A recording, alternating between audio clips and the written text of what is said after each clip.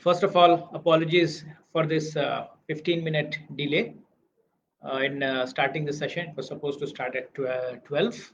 However, there was some technical glitch, and somehow we are able to manage it with now. So let's get started right away. Today is 13th of August, which is the World Organ Donation Day. And we thought that it would be very topical that we discussed a few aspects of organ donation, why it's important, what is organ donation to start with, why it's important, uh, how to go about it, and what is the current scenario in reference to the COVID pandemic. So we'll start this session now. And if there are any questions, you can just type it in your comment box, and I would try to answer to them uh, as, uh, as well as I can.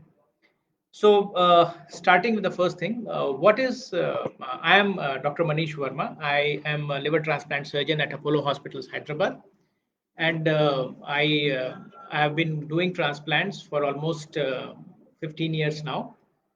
And today we will be talking about organ donations. So organ donation is a very, very noble act that any of us can do. And essentially what it means is that after we are gone, in the sense that after a person dies, the organs, if they are in a usable condition, they can be used for transplanting to patients who have got organ failure. And not only organs, the tissues can also be donated. So, what is the difference between organs and tissues? So, any part of the body which requires blood for its continuous survival is called an organ.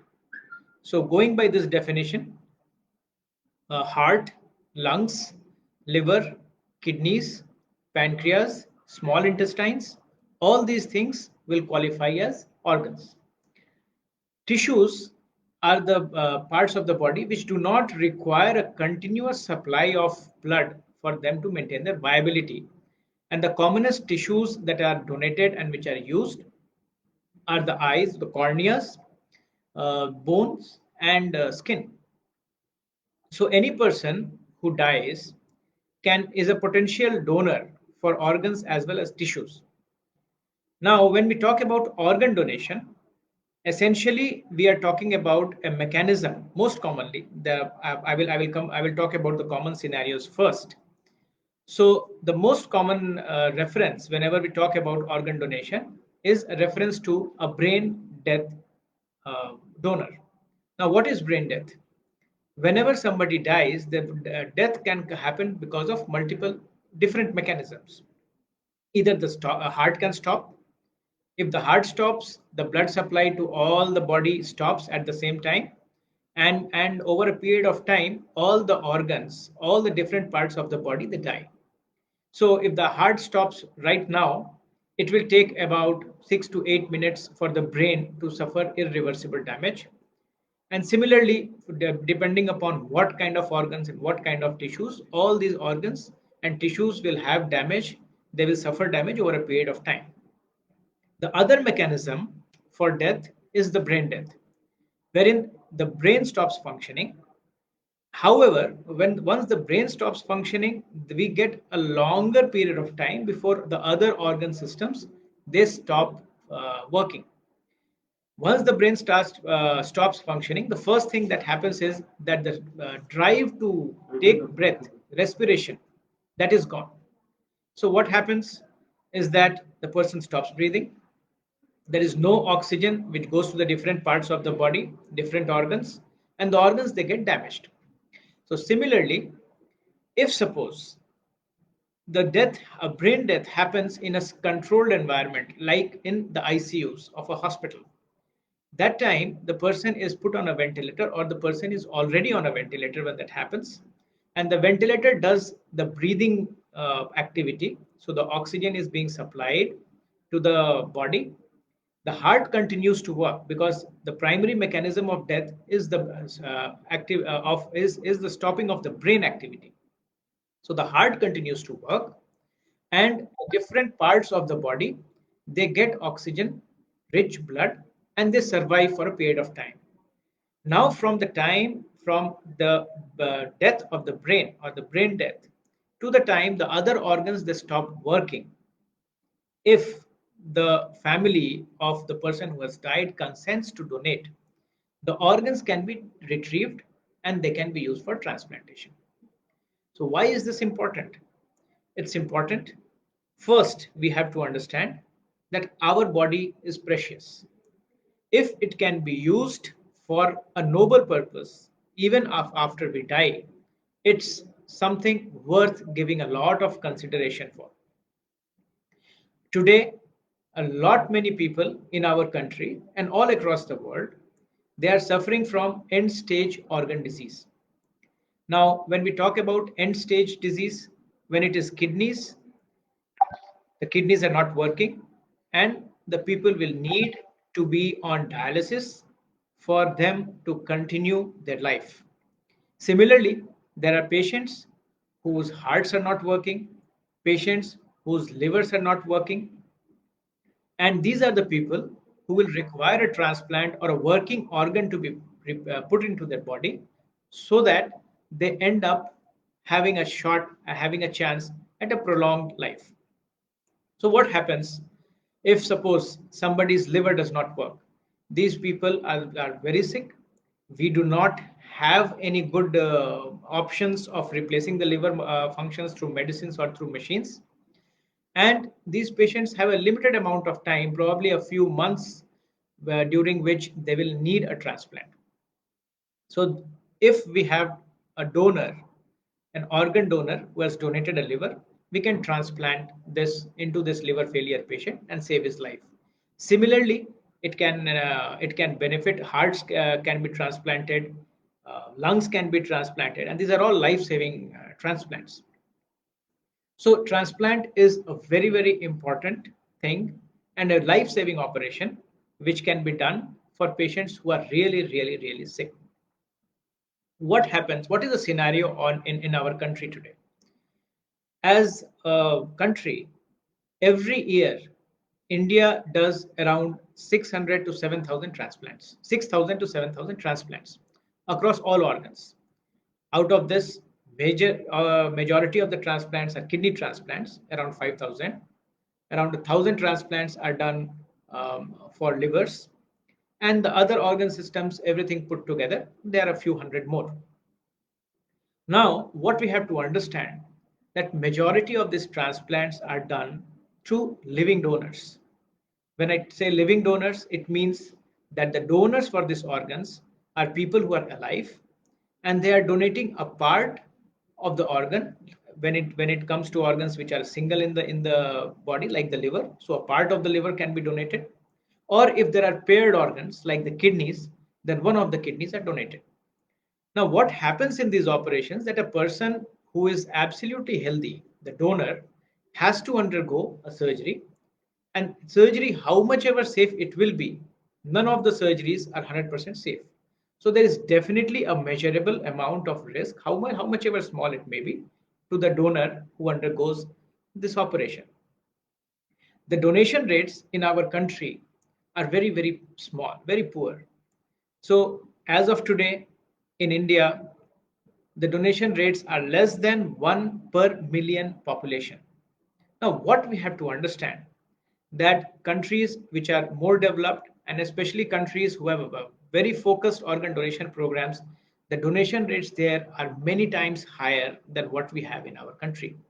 For example, Spain has a donation rate of above 45 per million population. US has got a donation rate of somewhere around 25 to 30 per million population.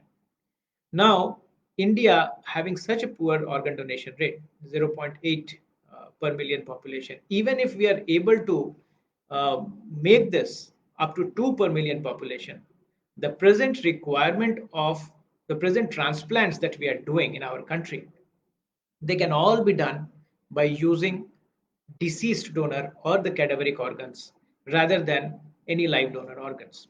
That is going to be a huge development because people who are healthy do not need to undergo an operation. Now, when So how do we do it? It requires a lot of education. It requires government policies. It requires, above all, awareness and participation from the entire community, from the entire country, with this focus in mind, with this thought in mind that we have to help other people. And this help does not cost anything. It does not cost your health because it just requires a willingness to help somebody after you are gone, after you are dead. So it just requires a small thought, a small compassionate thought, and it can help a lot of people by saving their lives. Now, the other thing that we have to understand is that when we talk about organ donation, a lot of people are asking, and we come across this question all the time, that what is the status of organ donation in today's time of COVID pandemic? Are organs being donated? Are transplants happening? Well, the answer to all these questions is a careful yes. So, why I say careful? Because things have definitely changed, and these changes are done keeping in mind that whatever transplants we do, they happen in the safest possible manner in the present scenario. There have been directives from government organizations like the NOTO.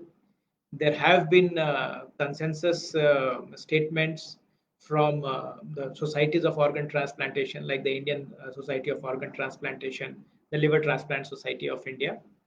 And a gist of all, without going into the details of this, the gist of all these things is that there are laid down norms about how to test a potential donor, whether it is a cadaveric donor or whether it is a live donor, and how to ensure that to the maximum that these donors are not infected with the coronavirus or the COVID virus. Now, what also we have to understand that in this scenario, the present tests are not 100% accurate, and we can ensure safety only to a certain level. So, keeping this thing in mind, there is also recommendations about whom to transplant. So the basic thing is that initially, when the pandemic started, all the transplant activities were put on hold. But then, since transplant, especially of organs like the liver, heart, they are life-saving organs. Life-saving operations cannot be put on hold indefinitely. These patients, if they do not undergo a transplant, they have few weeks to few months of life left. So we have started prioritizing patients who are more sick and who are in need of an urgent transplant. And then these are the patients who are counseled regarding the problems or regarding the risks of undergoing a transplant. And then when we weigh the risks of the transplant versus the benefits of undergoing a transplant in this current scenario, the patients undergo transplants with a lot of care around the whole operation. So the donors are tested meticulously, the staff who's taking care of the patients are tested meticulously, and all the protocols are followed as far as preventing infections is concerned. So now, when it comes to uh, transplantation, the other question that people ask is that whether any change in medicines has to be is recommended, especially in relation to the immunosuppression. So whether people have to be immunosuppressed less, or whether there are any additional medicines which they have to take because they are undergoing a transplant. So, see, there are no additional medicines to be taken. And as far as the immunosuppression is concerned, again, there is no change recommended in the immunosuppression medicines in the present scenario. Everything goes just like it used to go earlier. What we have to be careful about is to take all the necessary precautions as far as preventing catching an infection is concerned. So it has been talked about a lot. I will not go into the details of it, but the basic three or four pillars of prevention of infection is: one, social distancing; two, wearing a mask; three, using your hand sanitizer and hand hygiene to the best recommendations. So these are the basic three pillars on which prevention of a coronavirus infection is based on. And these have to be followed meticulously, religiously for all our transplant patients. So there are a few questions. Let me try to answer those. Yeah, so one of the questions that I have is that what is the status of the vaccine and whether the transplant patients can take these vaccines once they are available. So, well, we know that a lot of vaccines are in trial, and human trials have begun, and we are hoping and wishing that very soon we will have a vaccine for this virus.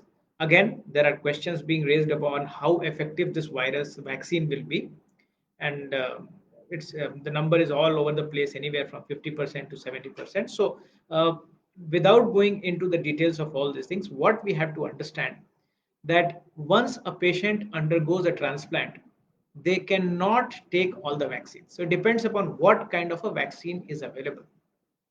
I'm sure that once the vaccine comes in, we will have recommendations for this. But the general rule that we have is that any live virus vaccines are avoided in patients who are immunosuppressed, whether they are post-transplant, whether they are on chemotherapy, whether they have some diseases which can cause immunosuppression.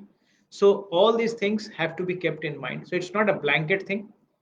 The most important thing at this point in time is to observe social distancing, hand hygiene, and wearing a mask. So these are the important things about organ donation and transplantation in the times of COVID. Also, what the trend that we have seen is organ donations have become quite less in the pandemic, and we are having less and less number of cadaveric organs, because of which the cadaveric transplants have gone down, deceased donors. So live donation becomes the main pillar for carrying out transplants, especially when we are dealing with life-saving operations, life-threatening diseases, life-threatening liver failure, heart failures. Then in those situations, we really don't have a choice. Now, coming to that, heart transplants are something which absolutely require an organ donation, deceased donor, because live donors cannot donate heart. So obviously, it is important for all of us to understand that cadaver donations have to happen.